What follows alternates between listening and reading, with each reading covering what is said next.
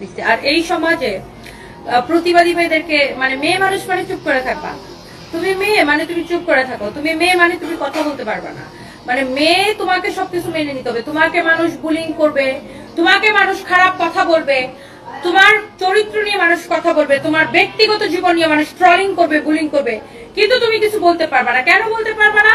কারণ তুমি মেয়ে। তুমি মেয়ে, তুমি কথা বললে তখন এটা সমস্যা। বাট তোমাকে যখন বুলিং করবে, তোমাকে নিয়ে যখন বাজে ট্রলিং করবে, ওইটার কোনো সমস্যা নেই, ওইটার দায়িত্ব কিন্তু এই সমাজ নিবে না।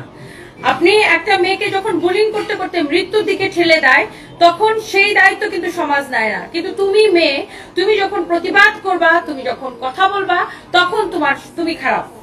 এটা হচ্ছে এই সমাজের সিস্টেম। ও রিয়েলি আমি এই ধরনের মানুষকে জাস্ট বুড়ি আঙ্গুল দেখাই, বিকজ আমি অলওয়েজ অনেক বেশি কনফিডেন্ট এবং আমি জানি আমি কি করছি বা আমি কি বলি। সো আমি কাজ করছি, দেশের মানুষের কর্মসংস্থান হচ্ছে, আমার কোম্পানিতে শত শত মানুষ কাজ করে।